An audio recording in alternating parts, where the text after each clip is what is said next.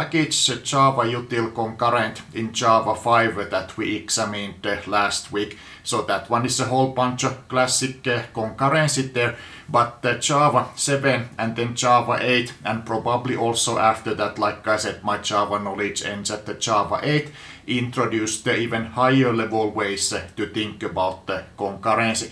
This week we look at the Java 8 computation streams, handy functional programming spirited way to express computations. Some people actually like it, they can use it to do things that other people do with the various ordinary loops.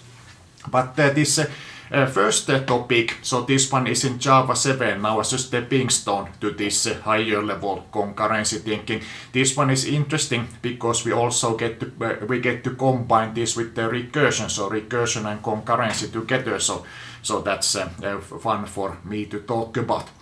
Some kind of recursions, and like I keep emphasizing, so recursion has no point unless there is branching in it.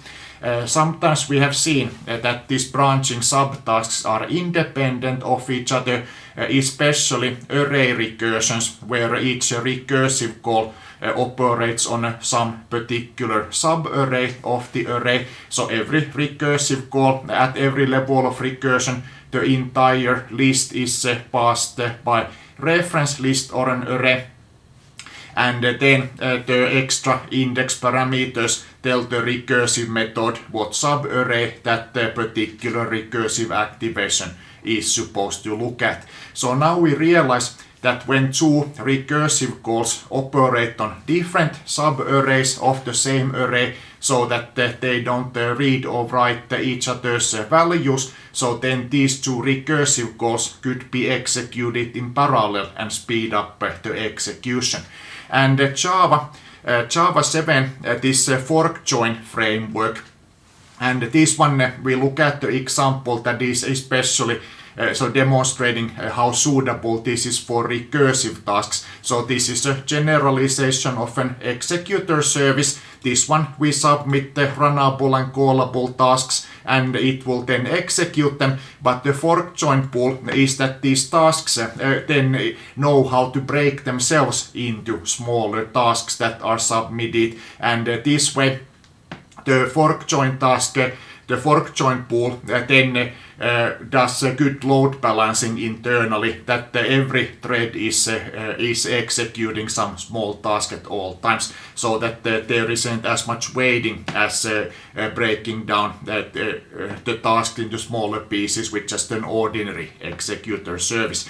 So the smaller we can break the tasks and the more parallelism we get, the better. So these days we only have a handful, of course, but who knows what the future might bring. So then some program written today run in the future in some 1,000 core machine that is probably routine 20 years to the future if this science fiction world development continues, that we're in exponential growth.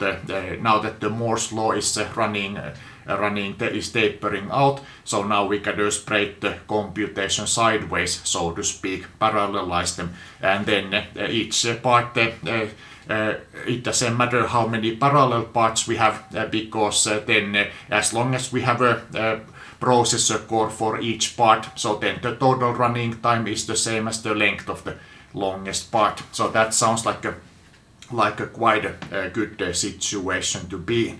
But let's look at this recursive problem. Let's do the classic merge sort. That one is important, an algorithm on its own worth studying. So the merge sort, as demonstrated here in the Wikipedia page, when you have an array of elements to sort, so here a small array, but this works for any array size, so you just brutally chop it in the middle. So theoretically you could split the elements left and right any which way, but just when you have an array, just split in the middle, and then we get the nice properties for the sorting algorithm stability also.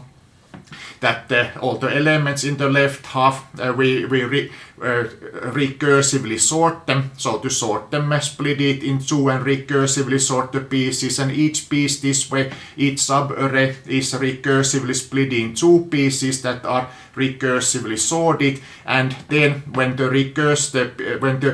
pieces are sorted, so recursion coming up when it has two sorted pieces, merges them together into a single sorted piece. So this task that you're given two sorted arrays, and your task is to merge them into one sorted array that contains the elements of the both, like for example coming up 2738 merged with the 349. So the merging happens in a linear path with the clever algorithm from the 50s that start from the beginning of both arrays. So we need two indices telling where we are which position we are at in both of the arrays. So initially we're in the first positions of both of the arrays that we're merging, and then whichever is the smaller value, like 3 is less than 27, so copy 3 to the result array, advance in the position in the result array, so you keep track in the result array what position the next element goes. So then advancing, because we move 3 in here, so 43, and we stay put in the other one. 27 is less than 43, so 27 is copied and advanced there. 38 is less than 43, so copy 38, and eventually, so once you run past the end of one of these arrays, then just copy whatever you have remaining in the other. So here we have just one element remaining, but theoretically there could have been any number. So this merge process actually doesn't even assume that both the arrays that you merge have to be the same length. It works for arbitrary arrays, but for this recursion to be efficient, so usually these branching recursions, it's always better the more balanced your split. Like if you need to sort a 7-element array, we split it 4-3 instead of 5-2 or 6-1, because those would still work, but they wouldn't be as efficient. So when we always split each array from the middle, recursively sort its both halves, and then once those halves are sorted, so then merge them into one sorted array that is so here 27 and 38 merge into 3 and 43, and those merge into these two, and then this one merges with its own brother, so brother the subarray that resulted from splitting this array in two, so these two are brothers, and this itself, so brother to the uncle of these guys. So the merge sort classic algorithm, and the realization that the two recursive subtasks, because they operate on completely disjoint subarrays, that these can now be executed in parallel. So now all this mouthful, so let's go to the Java example and see. So fj merge sort, it is when you submit the tasks to the fork join pool, so each task must contain in its data fields the information what the task is supposed to do, and the subtype recursive action of the abstract superclass fork join task. So this one is the one that we mostly extend. So now our fj merge sort, it is a recursive task that can be submitted to the fork join pool. It inherits from this one all the functionality of being part of a fork join pool.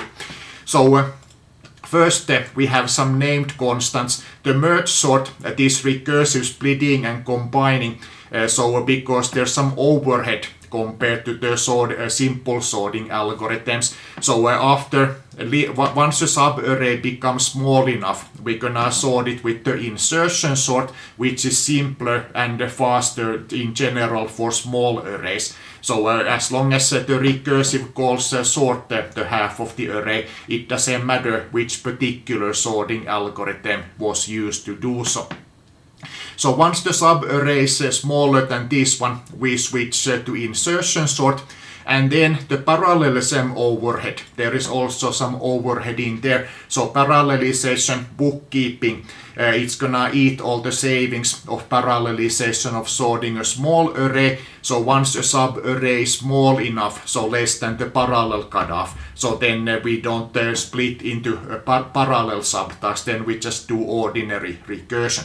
So these are the general parameters that I adjusted by trial and error. Could do this again to see if some other values work better in a modern environment. And then each of these recursive tasks, so fj merge sort is what we call our particular kind of a recursive task, must have enough state information that it knows what to do. So each task contains a reference to array A that is being sorted, so the array 1 object is shared by all these tasks, but because we carefully make it so that when the tasks are running in parallel, they always operate on disjoint pieces of the array, so then one and the same array is parallel being massaged by a whole bunch of little fingers of these little fj merge sorting tasks. And then the parameters low and high, so some books you say low and high, some books say start, end, some books say ij, so whatever you call them. So sort the subarray from low to high. Now here we use the inclusive high. So sort the subarray from low index to high index, and the merging stage needs a separate array to be used as a temporary workspace. So we just have a reference to the workspace array, and because we access the exact same subarray part that we access in the actual array A that we're sorting, so then also there cannot be interference between the parallel tasks in this workspace array.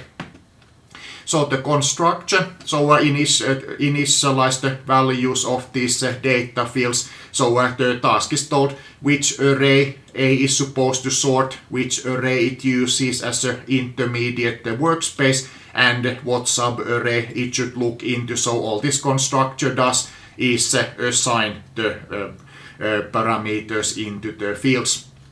And then every fork join task, so notice this recursive action, this is not a generic class, so there is no result. So the method there that you override, let's put the override annotation there just to be clear, is the method compute. So this is the description what the task is supposed to do, and we just write the merge sort here as a private method, so we don't make the compute recursive, but because we cannot give parameters and it has no result. But you can make any such method in general recursive by extracting the recursive part as a private utility method and then just call your recursive private utility method. So now it is as if the compute method were recursive, even though not real. So merge sort the array A from low to high. So this rule that if this subarray is big enough to be worth merge sorting, then we merge sort it, else we use the insertion sort. So that one is a classic, straightforward, but surprisingly good sorting algorithm.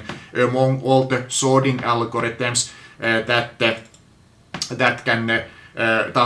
are allowed to move only adjacent, swap only adjacent values, insertion sort is actually probably the best. That's a topic for the algorithm course. But then, so the merge sort calculate the place where the subarray is gonna be split in two. So average of the low position and high position, rounding down. We gotta be careful here, so rounding down. So then in the left position, so when you recursively merge sort, so this is the first that if the piece is worth parallelism, so its size is at least parallel cutoff.